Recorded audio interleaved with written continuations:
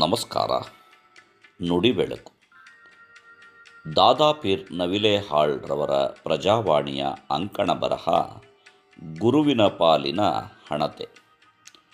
ಅವರು ತರಗತಿಯ ಒಳಗಿನಿಂದ ಬಸ್ ನಿಲ್ದಾಣದ ಕಡೆ ಕಣ್ಣು ಹಾಯಿಸಿದರು. ಅಲ್ಲಿದ್ದ 3-4 ಹುಡುಗರು ತಮ್ಮದೇ ಶಾಲೆಯವರೆಂದು ಅನಿಸಿತು.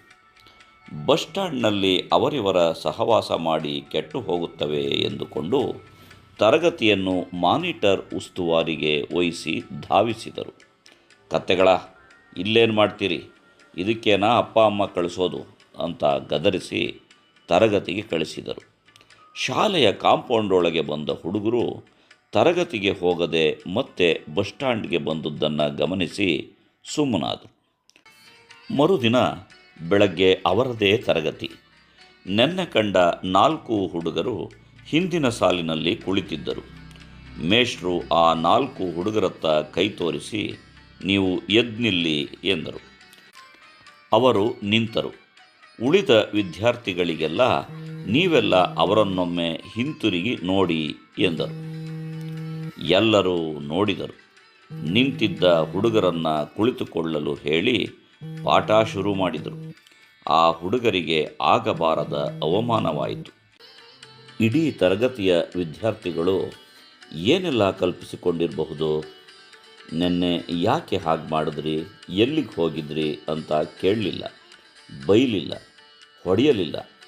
ಮೇಷ್ಟ್ರು ಹಾಗೇನಾದರೂ ಮಾಡಿದರೆ ಚೆನ್ನಾಗಿತ್ತು. ಸ್ವಲ್ಪ ಹೊತ್ತಿಗೆ ಎಲ್ಲ ಮರೆಯುತ್ತಿತ್ತು.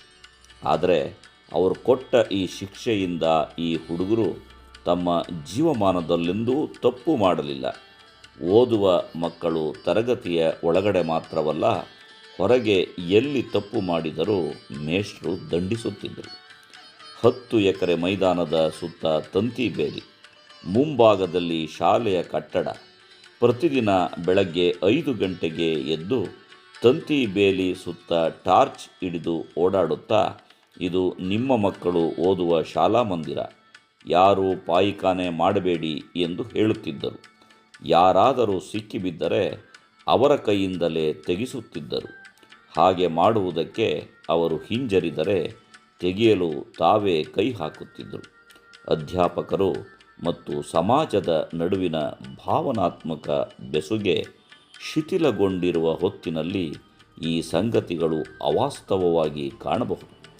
ತನ್ನ ಶಾಲೆ, ಕಾಲೇಜು, ಊರು, ಜನ ಮತ್ತು ಮಕ್ಕಳು ಈ ಯಾವುದು ತನಗೆ ಸಂಬಂಧಿಸಿದ್ದಲ್ಲ ಎಂದು ಅಧ್ಯಾಪಕನಿಗೆ ಅನಿಸಬಾರದು. ಅನ್ಯ ಭಾವವಿಲ್ಲದಿರುವುದೇ ಗುರುವಿಗೆ ಭೂಷಣ. ತರಗತಿಯ ಒಳಗಡೆ ಮಾತ್ರ ನನ್ನ ಕೆಲಸ ಅಂದುಕೊಂಡರೆ ಅದು ದೌರ್ಬಲ್ಯವಾಗುತ್ತದೆ.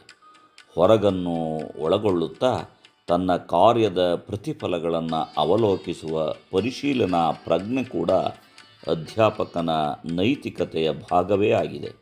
ಸ್ವತಃ ಅಧ್ಯಾಪಕರು ತಮ್ಮ ತರಗತಿಯ ಒಳಗನ್ನು ಸಾಮಾಜಿಕ ಮೌಲ್ಯಗಳ ಪ್ರಯೋಗಾಲಯವೆಂದು ಭಾವಿಸಿ ಕಾರ್ಯಪ್ರವೃತ್ತರಾಗಬೇಕು.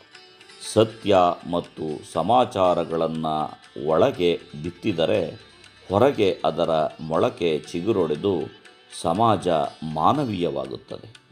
ನೈತಿಕ ಮೌಲ್ಯಗಳ ಕ್ರಿಯಾಶೂನ್ಯತೆ ವ್ಯಾಪಿಸಿರುವ ಸಂದರ್ಭದಲ್ಲಿ ಸಾಮಾಜಿಕ ಬೋಧನೆಯ ಹೊಣೆಗಾರಿಕೆಯನ್ನು ಹೊತ್ತ ಗುರುವು ತನ್ನ ಲಘುವಾದ ನಡವಳಿಕೆಗಳಿಂದ ಕಳಪೆಯಾಗಬಾರದು. ಅಲ್ಲಮ ಇಂಥ ಗುರುವಿನ ಬಗ್ಗೆ ಗಂಭೀರವಾಗುತ್ತಾನೆ.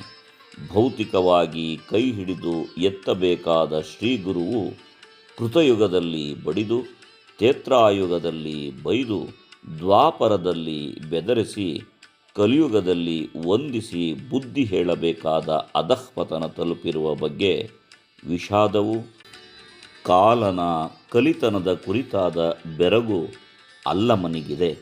ತನ್ನದಲ್ಲದ ಬವಣೆಯೇ ಗುರುವಿನ ಪಾಲಿನ ಹಣತೆಯಾಗಿ ತಾನಿರುವ ನೆಲವನ್ನು ಬೆಳಗಬೇಕು.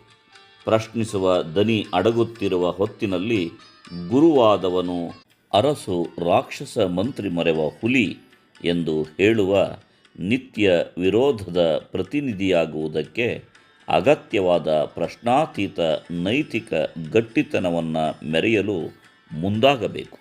ಇದು ಗುರುವಿನೊಳಗಿನ ಋಷಿ ಪ್ರಜ್ಞೆಗೂ ಸಾಕ್ಷಿಯಾಗುತ್ತದೆ. ನಮಸ್ಕಾರ. ಧನ್ಯವಾದಗಳು.